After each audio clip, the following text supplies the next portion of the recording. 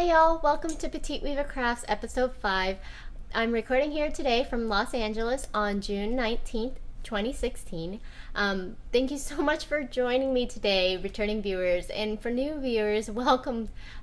This is a video podcast about knitting, spinning, weaving, and all the other crafty things that I get myself into. So for this week, I have stash enhancements, works in progress, a little bit of spinning, a little bit of sewing, and a bunch of weaving. So Saturday was Worldwide Knit in Public Day, and I actually went to the Santa Monica Farmers Market in the morning and picked up these giant bags of lavender to make some sachets. And then I headed to Camera Obscura for their Worldwide Knit in Public event, and I actually ran into Jill from the Skate Enable podcast, and we had a wonderful time knitting there for a couple of hours. And then I headed to brunch with Twee from the Twisted Stitches podcast. She was so incredibly sweet and we had such a good time. We were gabbing away and we completely forgot to take pictures or anything. But she gave me some minis for my Cozy Memories blanket. Look how pretty these are. I'm really excited for this one right here. Also, she got me the cutest progress marker. It's a little unicorn. How cute is that? Yeah, I'm super excited to use this on my Cozy Memories blanket. Thank you so much, Twee. It was so great seeing you, Twee, if you're listening. I had such a wonderful time. So up next is works in progress. I was a lot better about focusing on a smaller number of knitting projects, so I wasn't so scatterbrained across a zillion projects. First up is my Starshower cowl, and the pattern is by Hilary Smith Kalis, and it is a shawl cowl hybrid. So you can wear it up around your neck like a cowl, or you can kind of pull it down across your shoulders like a shawl. And here's my progress so far. So the top part of the cowl is knit like a crescent shaped shawl, and then I joined in the round to work the cowl. And this yarn is dyed by Danny of One Twisted Tree and the Prairie Girls Knit and Spin podcast.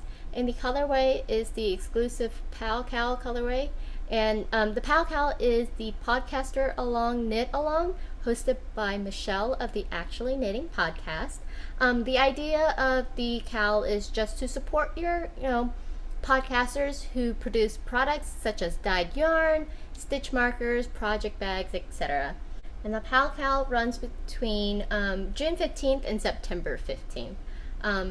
So go support your podcasters. And this project is living in my Ditzy Sheep project bag that I made last weekend. Up next is my Talisman Shawl by Helen Stewart. This is also part of the Podcaster Along Knit Along.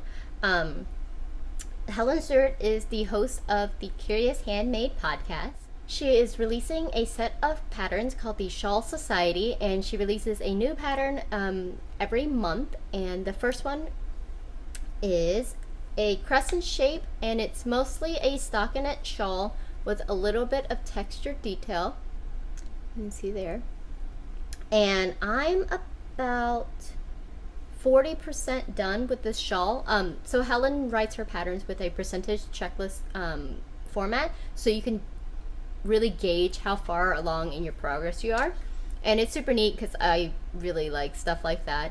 And I'm knitting this shawl out of Knit Picks Hawthorne in the Parkrose colorway. Yeah, and I'm really enjoying this yarn, and the shawl is growing wonderfully, and I really like knitting on this shawl because it's mostly stockinette, and it's kind of mindless, so I can work on it while I'm watching TV pretty easily. It's living in my Happy Knitting Friends bag that I made last week as well. So last up for works in progress is my Cozy Memories blanket. Last week when I left you guys, I had just started row 6, and I only actually added one more square and started a second. Didn't make too much progress on this blanket, but now that I have the wonderful minis from Twee, I'll probably get a little bit more work on this blanket this weekend. And as I've mentioned before, this is a 51 stitch mitered square with a center double decrease for the ridge, and I'm working on a size 2 Addy Turbo 16-inch needle. And yeah, that's it for my knitting works in progress. So for this week, I started a new spinning project. I'm working on some black alpaca. Not super exciting. I haven't gotten very much progress on it, but I'm planning on having 2 plies of the black alpaca, plying it with a wonderful braid of Redfish Dyeworks in the 50% silk, 50% baby camel mix, and this lovely dark purplish black color. Yeah, this project should have a wonderful drape, and I'm thinking about making a featherweight cardigan out of this if I can get it fine enough. So now on to sewing. I only did a little bit of hand sewing this week. As I mentioned, I purchased some lavender to make some sachets for my knitting bags. So this is just a little bit of paper piecing. So I take these little sheets of cutout hexagons and I wrap the fabric around them. And then I take 2 of them and I stitch them together and then fill them up with lavender. So these are just cute little poofs that I can just toss into all my different project bags, and they're small, they're completely enclosed, so I don't have to worry about the lavender, you know, falling all over the place. Yeah, super quick and easy. I just used a mattress stitch on the edges. Yeah, they smell super nice. I don't know if I said it before, but the lavender is actually grown in Santa Barbara, so super local to me. So last up is weaving. So I got a lot done with my weaving this week. I put my hand spun warp that I mentioned a few episodes ago. And this is the BFL Tussa Silk hand spun that I made, and it's about a lace weight. So the loom that I have is actually a Harrisville 22-inch 4-shaft floor loom from 1973. I picked this up as a D-stash from a lovely lady in San Diego. And the pattern I am using is just a warp float huck lace pattern, and you can check out my project page to see the treadling and threading pattern that I used. So here you see me threading the heddles of my loom. The heddles are the metal rods, and they're being held up by the frame, which is called a shaft. And based on the pattern in which you thread your yarn through the heddles and the pattern in which you step on the pedals that lift the shafts, it determines the pattern of your weaving. And here I'm actually showing you this at about 2x speed. I don't actually work this quickly, and the method that I use to warp the loom is from back to front. So you can see me pulling the yarn from the back through the heddles, and then once I'm done with threading all of the heddles, I double check that I put them all in the right order, and then we move on to slaying the reed.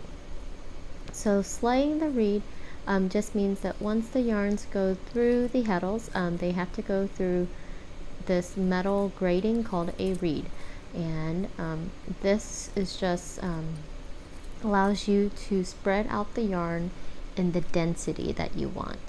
And here I am using a sleigh hook and just pulling the yarns through in order. And I have my yarn set at 15 ends per inch, and the reed I'm using is a 15 dent per inch reed, so I only have to put 1 yarn through each of the holes.